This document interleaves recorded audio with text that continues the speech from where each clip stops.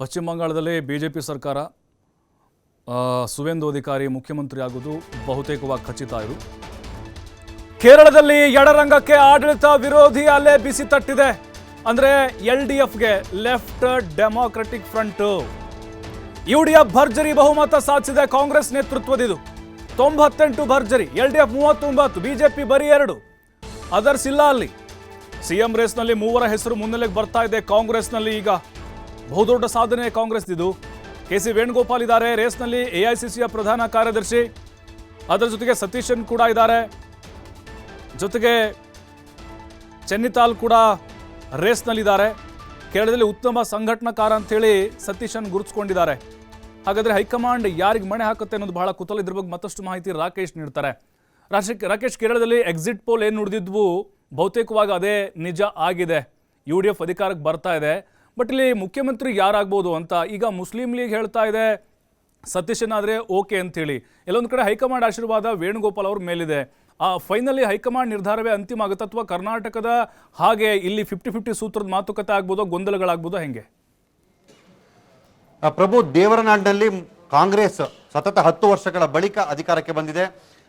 ಇಲ್ಲಿ ಕಾಂಗ್ರೆಸ್ನ ಈ ಸಾಧನೆ ಅಂದ್ರೆ UDF ಮೈತ್ರಿಕೂಟದ ಮುಖಾಂತರ ಕಾಂಗ್ರೆಸ್ ಅಧಿಕಾರಕ್ಕೆ ಬಂದಿರುವ ಮುಖಾಂತರ ದಕ್ಷಿಣ ಭಾರತದಲ್ಲಿ ಕಾಂಗ್ರೆಸ್ಗೆ 2ನೇ ರಾಜ್ಯವಾಗಿ ಅಧಿಕಾರಕ್ಕೆ ಸಿಗುವಂತ ಅವಕಾಶ ಸಿಕ್ಕಿದೆ.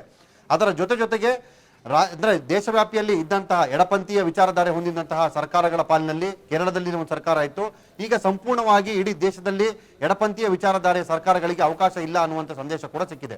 ಆದರೆ ಕಾಂಗ್ರೆಸ್ನಿಂದ ಪರೋಕ್ಷವಾಗಿ ಅದರ ಸಪೋರ್ಟ್ ಕೂಡ ಸಿಗಬಹುದು.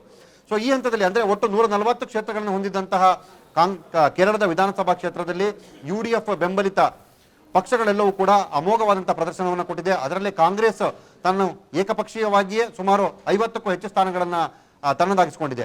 ಅದನ್ನು ಹೊರತುಪಡಿಸಿದ ಹಾಗೆ 98 ಸ್ಥಾನಗಳನ್ನ ಇದುವರೆಗೆ ಲೀಡನ್ನು ಪಡೆದುಕೊಳ್ತಾ ಇದೆ. ಹಾಗೆ ಶತಕದತ್ತ ಸಾಗುವಂತಹ ಸಾಧ್ಯತೆಗಳನ್ನು ಕೂಡ ಅದು ತೋರಿಸಿಕೊಡ್ತಾ ಇದೆ. ಒಟ್ಟಾರೆ ಕಾಂಗ್ರೆಸ್ಸಿನ ಈ ಬೆಳವಣಿಗೆ ಮತ್ತು ಎಡಪಂಥೀಯರ ವಿಚಾರಧಾರೆಗಳ ನಡುವಿನಲ್ಲಿದ್ದಂತಹ ವ್ಯತ್ಯಾಸಗಳಿಗೆ ಈಗ ಸ್ಪಷ್ಟವಾದಂತಹ ಉತ್ತರವನ್ನು ಕೇರಳದ ಜನ ಕೊಟ್ಟಿದ್ದಾರೆ. ಕೇರಳದ ಚುನಾವಣೆಯನ್ನು ಗಮನಿಸಿದಾಗ ಪ್ರತಿ 5 ವರ್ಷಗಳಿಗೊಮ್ಮೆ ಆಡಳಿತದಲ್ಲಿರುವ ಸರ್ಕಾರವನ್ನು ಬದಲಾಯಿಸುವಂತ ಪ್ರವೃತ್ತಿಯನ್ನು ಇಲ್ಲಿನ ಜನ ಮಾಡಿಕೊಂಡಿದ್ರು. ಆದರೆ ಪಿಣರಾಯಿ ವಿಜಯನ್ ರವರ ಈ ಸರ್ಕಾರಕ್ಕೆ 10 ವರ್ಷಗಳ ಅವಧಿಯನ್ನು ಕೊಟ್ಟಿದ್ರು. ಕಾರಣ ಅಂದ್ರೆ ಈ ಹಿಂದಿನ 2 ಅವಧಿಗಳಲ್ಲೂ ಕೂಡ ಆ ಸರ್ಕಾರದಲ್ಲಿರುವಂತಹ ಪ್ರಮುಖ ಸಚಿವರುಗಳ ಜನಪರ ಕಾಳಜಿಯ ಕೆಲಸಗಳು ಮತ್ತು ಜನಾನುರಾಗಿಗಳಾಗಿ ಗುರುತಿಸಿಕೊಂಡಂತವರು ಪ್ರಮುಖರು. ಆದರೆ ಈ ಬಾರಿಯ ಚುನಾವಣೆಯಲ್ಲಿ ಅದೇ ವಿಚಾರವನ್ನು ಇಟ್ಟುಕೊಂಡು ಜನರ ಮತವನ್ನು ಪಡೆಯುವ ಯೋಚನೆಯನ್ನ LDF ಸರ್ಕಾರ ಮಾಡಿಕೊಂಡಿತ್ತು. ಆದರೆ ಅದಕ್ಕೆ ಅವಕಾಶವನ್ನ ಮಾಡಿಕೊಟ್ಟಿಲ್ಲ. ಇಲ್ಲಿ ಗಮನಾರ್ಹ ವಿಚಾರ ಏನು ಅಂದ್ರೆ ಹಾಲಿ ಸರ್ಕಾರದ CM ಸೇರಿದಂತೆ 12 ಮಂದಿ ಸಚಿವರು ಯಾರ್ಯಾರು ಸ್ಪರ್ಧೆ ಮಾಡಿದ್ರು ಅವರೆಲ್ಲರೂ ಕೂಡ ಹಿನ್ನಡೆಯನ್ನು ಅನುಭವಿಸಿದ್ದಾರೆ. ಬಹುತೇಕ ಅವರ ಗೆಲುವು ಅಸಾಧ್ಯ ಅನ್ನುವಂಥ ಸನ್ನಿವೇಶ ಕೂಡ ನಿರ್ಮಾಣ ಆಗ್ತಾ ಇದೆ. ಸೊ ಇಂಥ ಸಂದರ್ಭದಲ್ಲಿ ಕಾಂಗ್ರೆಸ್ ಇಲ್ಲಿ ಯಾವ ರೀತಿಯಾದಂಥ ಗೆಲುವನ್ನು ತೆಗೆದುಕೊಳ್ಳಲಿಕ್ಕೆ ಅವಕಾಶ ಆಯಿತು. ಹಾಗೆ ತಾವು ಹೇಳಿದ ರೀತಿಯಲ್ಲಿ ಮುಖ್ಯಮಂತ್ರಿಗಳು ಯಾರಾಗ್ತಾರೆ ಅನ್ನೋದಕ್ಕೆ ಪ್ರಮುಖವಾಗಿ ಹೇಳುವಂಥ ಹೆಸರುಗಳು 3 ಮತ್ತೆ ಇನ್ನೊಂದು ಅಂದ್ರೆ 4ನೇ ಹೆಸರಾಗಿ ಶಶಿ ತರೂರ್ ಅವರ ಹೆಸರನ್ನ ಇಲ್ಲಿ ಸೇರ್ಪಡೆ ಮಾಡ್ಕೊಳ್ಬಹುದು. ರಾಷ್ಟ್ರೀಯ ಮಟ್ಟದಲ್ಲಿ ಶಶಿ ತರೂರ್ ಅವರ ವಿಚಾರದಲ್ಲಿ ಅಪಸ್ವರಗಳಿದ್ರೂ ಕೂಡ ಕೇರಳ ಕಾಂಗ್ರೆಸ್ನಲ್ಲಿ ಅವರ ಹೆಸರು ಮುನ್ನೆಲೆಗೆ ಬರ್ತಾ ಇದೆ.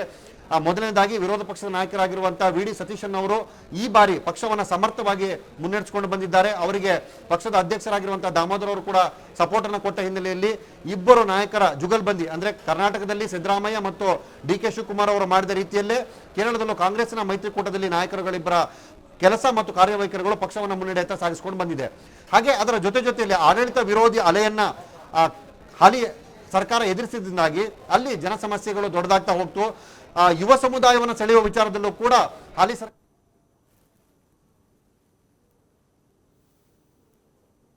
ರಾಜ್ಯಗಳ ನಡುವಿನ ಸಂಘರ್ಷ, ವನ್ಯಪ್ರಾಣಿಗಳ ಸಂಘರ್ಷದ ಸಂದರ್ಭದಲ್ಲೂ ಕೂಡ ನೆರೆ ರಾಜ್ಯಗಳೊಂದಿಗೆ ಹೊಂದಾಣಿಕೆಯನ್ನು ಮಾಡಿಕೊಳ್ಳದೇ ಇರುವುದು, ಈ ಎಲ್ಲ ವಿಚಾರಗಳು ಅಂದ್ರೆ ವಿದೇಶಗಳೊಂದಿನ ಬಾಂಧವ್ಯದ ವಿಚಾರದಲ್ಲೂ ಕೂಡ ಕೇಂದ್ರದಲ್ಲಿ ಕೆಲವೊಂದು ವ್ಯತ್ಯಾಸಗಳಾದಾಗ ಕೇರಳ ಅದನ್ನ ಪ್ರತಿರೋಧವನ್ನು ತೋರಿಸಿತ್ತು.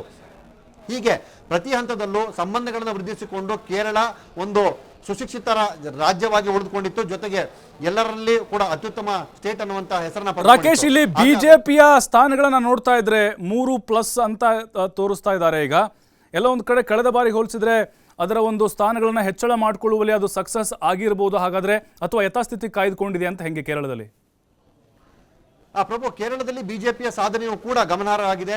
ಹಿಂದಿನ ಬಾರಿ 2 ಸ್ಥಾನಗಳನ್ನ ಗೆಲ್ಲುವಂತ ಅಂದ್ರೆ ಆ ಪ್ರಮಾಣದಲ್ಲಿ ಪೈಪೋಟಿಯನ್ನ ಹೊಂದಿದ್ದಂತಹ ಬಿಜೆಪಿ ಈ ಬಾರಿ ಅಂದ್ರೆ ಪಕ್ಷದ ರಾಜ್ಯಾಧ್ಯಕ್ಷರಾಗಿರುವಂತಹ ರಾಜೀವ್ ಚಂದ್ರಶೇಖರ್ ಅವರು ಇಲ್ಲಿ ಗೆಲುವನ್ನು ಸಾಧಿಸುವಂತ ಸಾಧ್ಯತೆಗಳು ಹೆಚ್ಚಾಗಿದೆ. ಅದನ್ನು ಹೊರತುಪಡಿಸಿ ಉಳಿದ 3 ಕಡೆ ಲೀಡನ್ನ ಹೊಂದಿಕೊಳ್ತಾ ಇದೆ. ಇಲ್ಲಿ ಗೆಲುವಿನ ಸಾಧ್ಯತೆ ಕನಿಷ್ಠ ಪಕ್ಷ ಅಂದ್ರೆ ಉಳಿದಂತಹ ಪಕ್ಷಗಳಿಗೆ ಹೋಲಿಕೆ ಮಾಡಿದರೆ ತಾವು ಕೂಡ 5ರಿಂದ ಸ್ಪರ್ಧೆಯನ್ನ ಹುಟ್ಟುಹಾಕುವ ಮಟ್ಟಕ್ಕೆ ಬಿಜೆಪಿಯಲ್ಲಿ ಬೆಳೆದು ಬಂದಿರುವುದು ಗಮನಾರ್ಹ. ಪ್ರತಿ ಎಡಪಂಥೀಯರು ಮತ್ತು ಕಾಂಗ್ರೆಸ್ಸಿನ ಹೊಂದಾಣಿಕೆಯ ನಡುವೆ ಬಿಜೆಪಿಗೆ ಅಸ್ತಿತ್ವವೇ ಇಲ್ಲ ಅನ್ನುವಂಥ ಸನ್ನಿವೇಶ ಇತ್ತು. ಆದರೆ ಅಲ್ಲೂ ಕೂಡ ಖಾತೆ ತೆರೆಯುವ ವಿಚಾರದಲ್ಲಿ ಬಿಜೆಪಿ ಗಮನಾರ್ಹ ಸಾಧನೆಯನ್ನ ಮಾಡ್ತಾ ಇದೆ. ವರ್ಷದಿಂದ ವರ್ಷಕ್ಕೆ ಅದರ ಬೆಳವಣಿಗೆ ಕೂಡ ಹೆಚ್ಚಾಗ್ತಾ ಹೋಗ್ತಾ ಇದೆ. ಮುಂದಿನ ದಿನಗಳಲ್ಲಿ ಕೂಡ ಗಮನಾರ್ಹವಾಗಿ 5ರಿಂದ 10 ಸ್ಥಾನಗಳನ್ನು ಗೆಲ್ಲುವ ಮಟ್ಟಿಗೆ ಬಿಜೆಪಿ ಸಶಕ್ತವಾಗಬಹುದು ಅನ್ನುವಂಥ ಮಾತು ಅಲ್ಲಿ ಕೇಳಿ ಬರ್ತಾ ಇದೆ. ಪ್ರಭು, ಥ್ಯಾಂಕ್ ಯು ರಾಕೇಶ್, ತಮ್ಮೆಲ್ಲ ಮಾಹಿತಿಗಾಗಿ.